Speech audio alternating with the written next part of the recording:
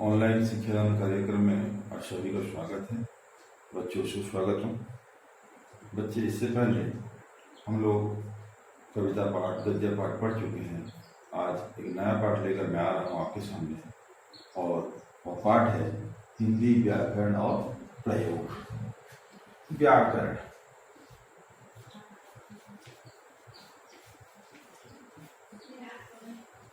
व्याकरण आज आप पढ़ने जाएंगे बच्चों। तो इसका जो प्रथम अध्याय है, प्रथम अध्याय का नाम है व्याकरण क्यों।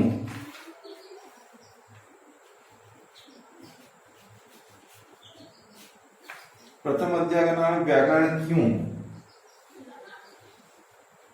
इसका अर्थ यही निकलता है कि व्याकरण हम क्यों पढ़ें, इसकी क्या उपयोगिता है या क्या काम में आएगा।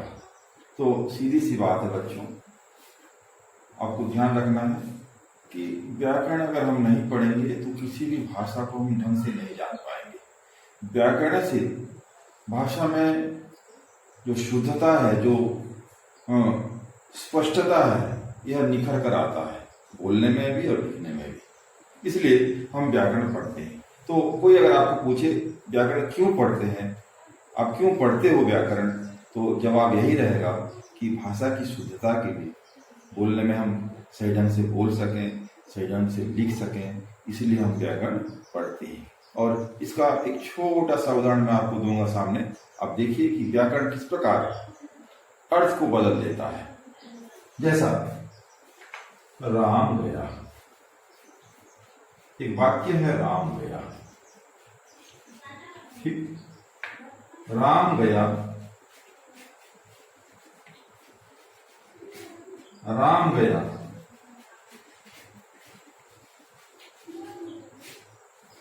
व्याकरण में किस प्रकार इसका अर्थ बदलता है, किस प्रकार इसका रूप बदल जाता है, इसको आप देखिए।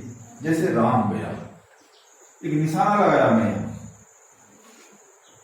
फिर यहां एक निशान लगाया, यहां एक फिर एक चिन्ह लगाया या निशान लगाया। इसको अगर हम पढ़ेंगे तो अलग अलग अर्थ इसमें निखर कर आएंगे, उभर कर आएंगे। जैसे राम गया, राम गया, राम गया, तो इसमें आश्चर्य अनुभव होता है। इसमें कोई प्रश्न पूछ रहा है, राम गया, ये एक सीधी सीधी बात है, साधारण वाक्य है ये, राम गया। तो इस प्रकार व्याकरण के माध्यम से अर्थ में परिवर्तन होते हैं, इसी का नाम है व्याकरण। तो आगे हम व्याकरण के जो उसमें छोटी छोटी इकाइयां हैं, कुछ इकाइयों को लेकर, कुछ अंश को लेकर जो व्याकरण बना है, उसको हम जानना चाहेंगे। तो साधारण रूप से व्याकरण में वाक्य, शब्द और आपका शब्द, ध्वनि, इन सभी के नियमों के बारे में अध्ययन किया जाता है, इसी का नाम है व्याकरण। तो हम एक एक करके आगे बढ़ते जाएंगे, ठीक है।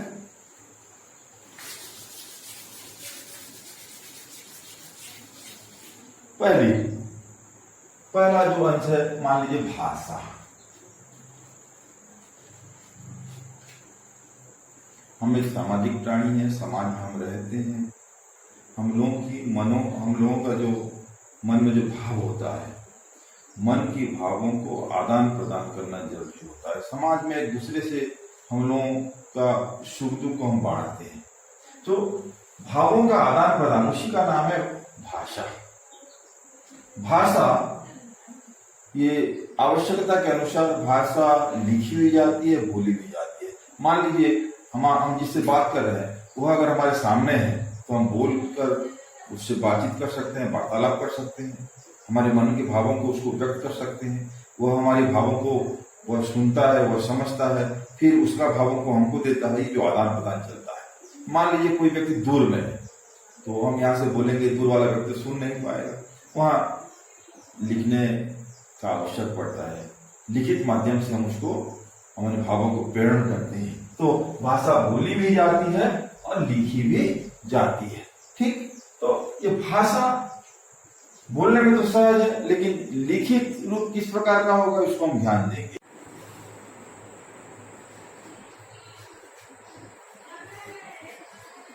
ध्वनि, ये ध्वनि के विषय हम जानना चाहेंगे। ध्वनि क्या है? व्याकरण में सबसे जितने भी इकाई है, सबसे छोटा जो है, सबसे छोटी इकाई जो है ध्वनि।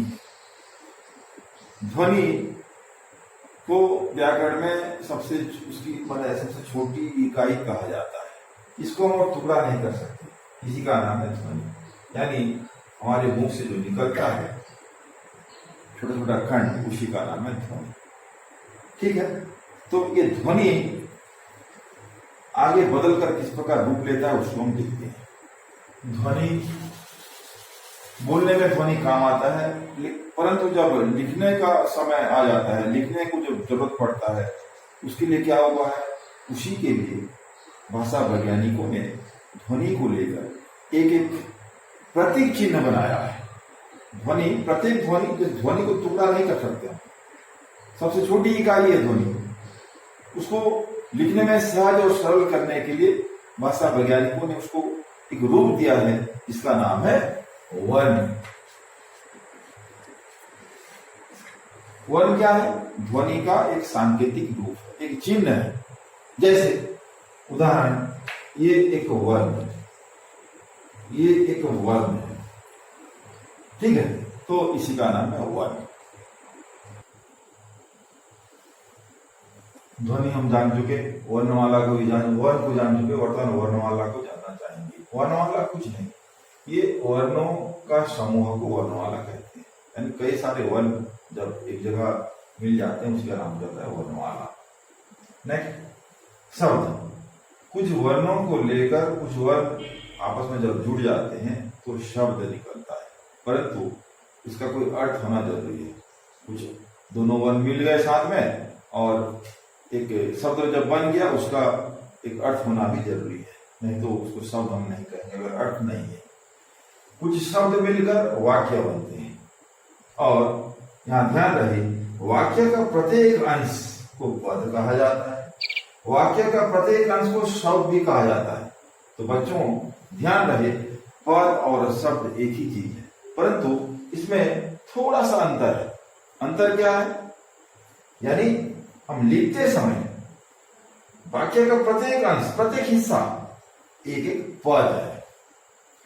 जब बोलते हैं उसी समय वाक्य का प्रत्येक अंश एक एक शब्द है। इतना ध्यान दें, बोलते समय वाक्य का प्रत्येक अंश शब्द है, लिखते समय वाक्य का प्रत्येक अंश एक एक पद है। तो ये हो गया आपका प्रथम अध्याय।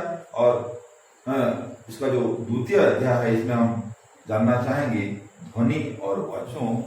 अब द्वितीय अध्याय जो है उसके बारे में हम जानना चाहेंगे। यहाँ ध्वनि और वर्ण के बारे में बताया गया है। ध्वनि और वर्ण, आपको 8वीं कक्षा में बताया गया होगा कि ध्वनि किस प्रकार उत्पन्न होते हैं। ध्वनि उत्पन्न होने के लिए दो वस्तु का होना जरूरी है। दो वस्तु आपस में टकराते हैं, टकराने से उसमें से जो कंपन होता है, वह कंपन वायु तरंग के माध्यम से हमारे कानों तक पहुंचता है। जब कानों तक पहुंचता है तो कानों से फिर दिमाग तक पहुंचता है, दिमाग उसको ग्रहण करता है, तभी उसी को ध्वनि कहते हैं। तो ये जो ध्वनि और वर्ण, मैंने प्रथम अध्याय में बताया था आपको कि भाषा वैज्ञानिकों ने ध्वनि को एक एक रूप दिया है, एक एक चिन्ह दिया है, जिसका नाम है वर्ण।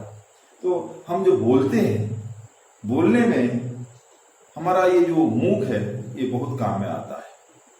अंदर जो सांस वाली जो वायु है, वायु फेफड़ों से होकर बाहर निकलती है अपने मुख विवर से, मुख द्वार से, और निकलते समय वह अनेक हमारे अंदर जो अनेक चीज है, जैसे दांत हो गया, जीभ हो गया, इस प्रकार कई चीजें, इसको आपको बताऊं मैं अभी, आपस में टकराते हैं। टकराने के कारण वहां से ध्वनि का उत्पन्न होता है। तो इसको थोड़ा सा जान लीजिए बच्चों कि किस प्रकार हमारे अवयवों जो है, इसमें अवयव है हमारे अंदर, मुंह के अंदर, ये सब किस प्रकार काम में आते हैं, उसको थोड़ा सा जान लीजिए। ये मानव का एक सर का चित्र है। यहाँ कुछ दिया गया है, जैसे ये नाक से जो वायु निकलती है या बाहर होती है, अंदर जाती है, उसको नासिका विवर या नासिका विवर अर्थात रास्ता, मुख विवर। जो भी खाना खाते हैं ये सीधा इधर निकलता है, भोजन नालिका होता है। श्वास नाली का क्या है, जो भी सांस लेते हैं या सांस वायु ऐसा आकर इधर से फेफड़े तक यह वायु जाती है। तो यहाँ थोड़ा इसको मैं आपको बताना चाहता हूँ, इसको जान लीजिए। जैसे एक और एक लिखा गया है, ये दोनों ओंठ है, हमारे मुंह में से दो ओंठ है, इस प्रकार ये एक और एक ओंठ है, ये दो और दो दांत है। दांत के बाद ये तीसरा जो है दांत की ऊपरी हिस्सा मसूड़ा, या इसको कहते हैं वक्ष, वक्ष भी कहते हैं और मसूड़ा भी कहते हैं। ये हो गया बच्चों आपका कठोर तालु। ये कठोर तालु, ये कोमल तालु। 4 नंबर कठोर, 6 नंबर कोमल, दोनों का बीच वाला मिलन स्थली जो है ये 5 नंबर, ये हो गया मूर्धा, ये मूर्धा। नेक्स्ट 7 नंबर, 7 क्या है, कौवा।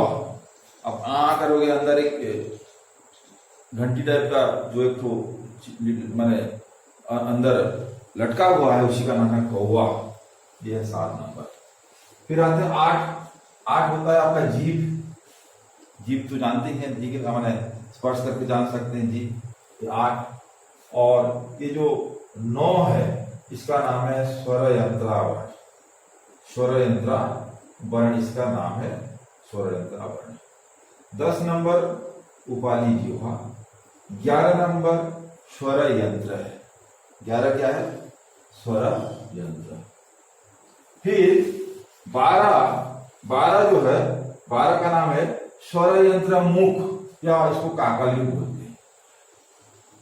तो आपकी किताब में ये छवि है, इसको थोड़ा ध्यान से देख लेना और इस प्रकार स्पर्श करके खुद अनुभव कर लेना। ये ओंठ है, ये दांत है, दांत की ऊपरी हिस्सा आपका वक्ष या मसूड़ा है, उसके पीछे कठोर तालु, फिर मूर्धा, फिर कोमल तालु, फिर कौवा, इस प्रकार ये सबको आप थोड़ा अध्ययन कर लेना।